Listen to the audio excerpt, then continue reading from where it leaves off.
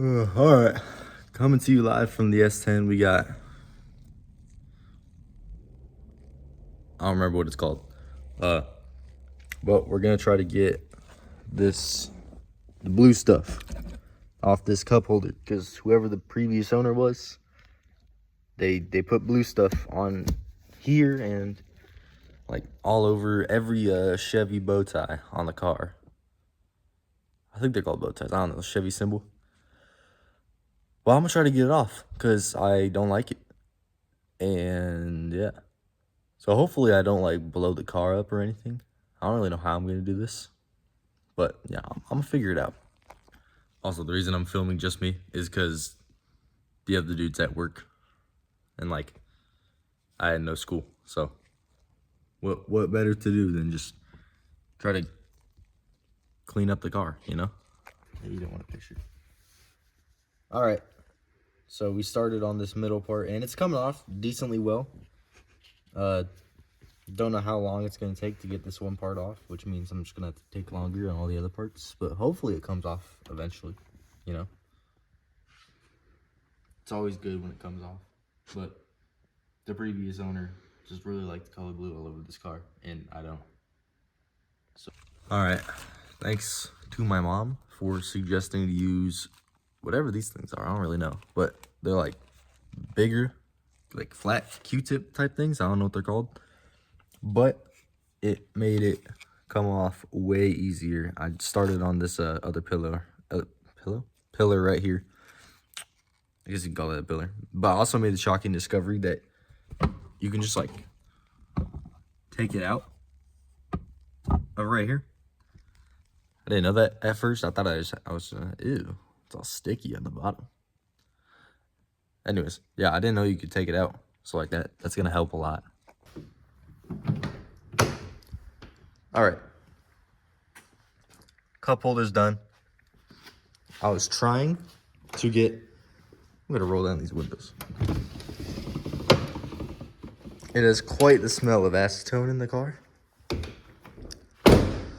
which ain't a good smell. Anyways, I tried to get the blue off of this bow tie right here, but the problem with that is that like it didn't come off with the acetone, and I tried to scratch it off with just like a knife,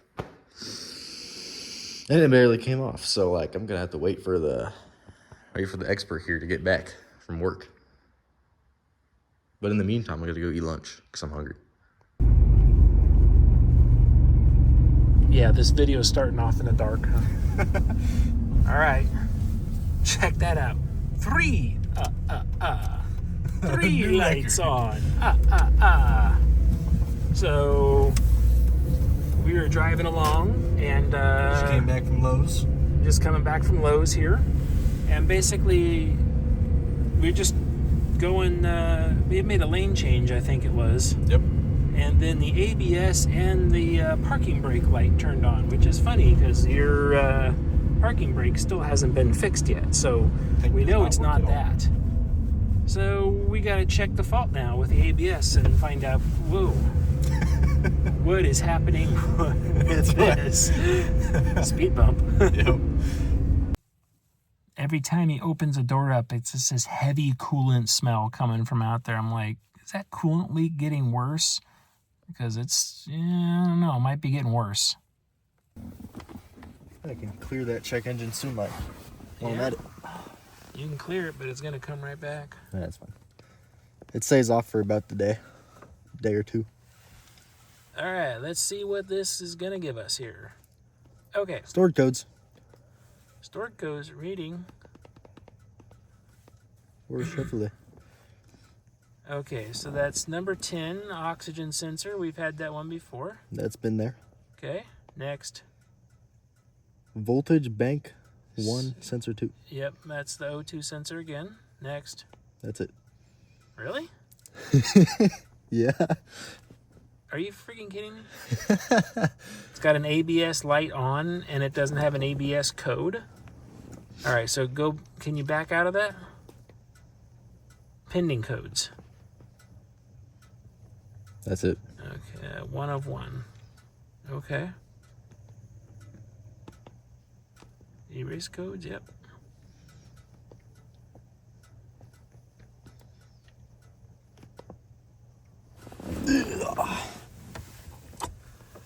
Shall we start her up? All right, well, that wasn't that helpful. Not at all. Yeah, you can start it up. Everything pops on now. You know it smells really heavy like coolant outside, right? I like how the lights flutter. But that's normal because the battery needs a lot of draw on it. Has a lot of draw on it. Well, now the thing's perfectly fine. Oddly Okay, enough, well, after we get in, shut the door. Let's take it for a drive around the block and just come back and park right here again. On it. See if I can kind of stay focused. There you go. Yeah. Oh. Oh, that's a mailbox. I mean, my temperature gauge is at normal.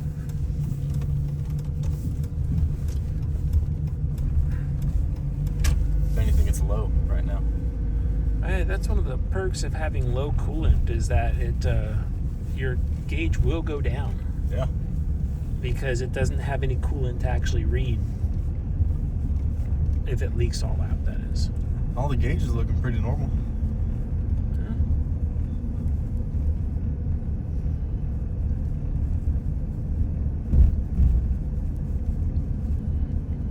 All right, well, let's go back home.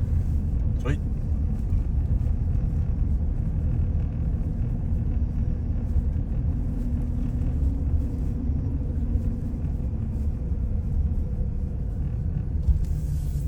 Coming to a stop.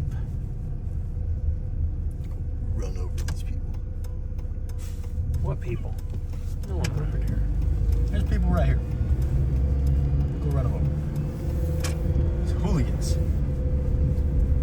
I think you might have a... Okay.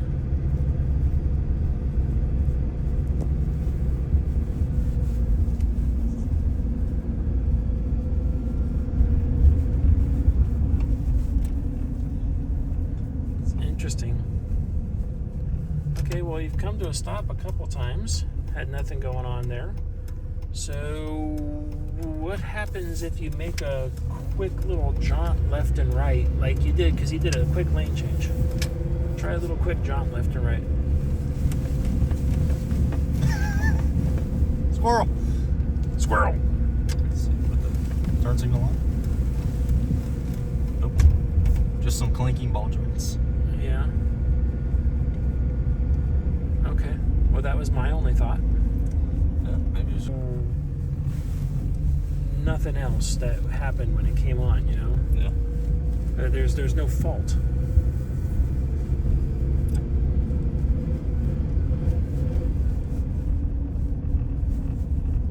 But I mean, that's typical with an ABS sensor or ABS warning is that one of the sensors faulted.